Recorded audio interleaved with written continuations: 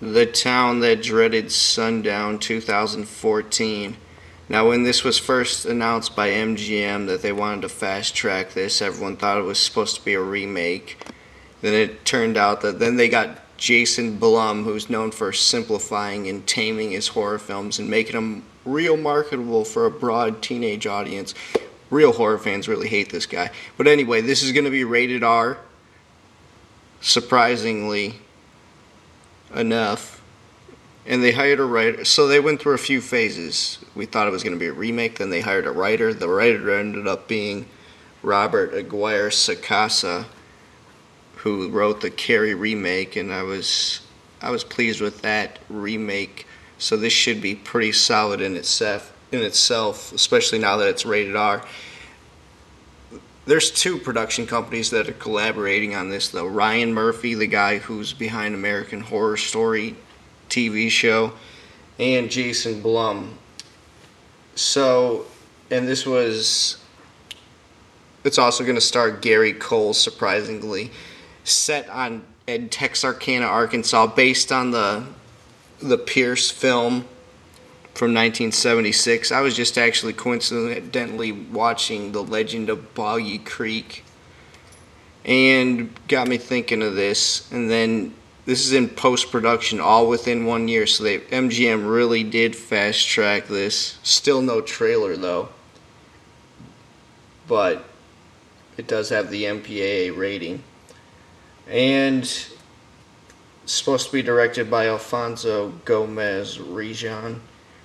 And the original film, and this is a big part too, it's supposed to be a sequel reboot, not a remake, because it's going to be set in modern times, of course, because that's more cost efficient. This is totally Jason Blum and MGM like cutting corners here. And where the legacy of the Phantom Killer lives on in that town and haunts them, and they reference the 76 film, which is actually set in 46, because the murders took place in 1946, actually only like over a period of one season, if I'm not mistaken. And he looks kind of like a slasher. I know he's got the mask of, I've done a review of this, and he's got the mask of Jason from part 2. And they amp up the deaths. His real MO was just a gun. And they make him kill with a pitchfork and like a trumpet in this. So they make it like an actual 70s slasher. Documentary style, of course, narrated Pierce style. And Addison Timlin plays the main girl. And it follows just a girl who ends up getting harassed by the Phantom Killer as he comes back in 2013, the Prowler style. I doubt he's going to be an old man. It's going to be someone doing in homage to him. And it's supposed to be all self-referential, obviously, because the legend lives on, like I said, and the movie lives on. They were supposed to be playing the marathon of the movie or something on the anniversary, and then the killer comes back after the events of that. So, Gary Cole, amazing actor.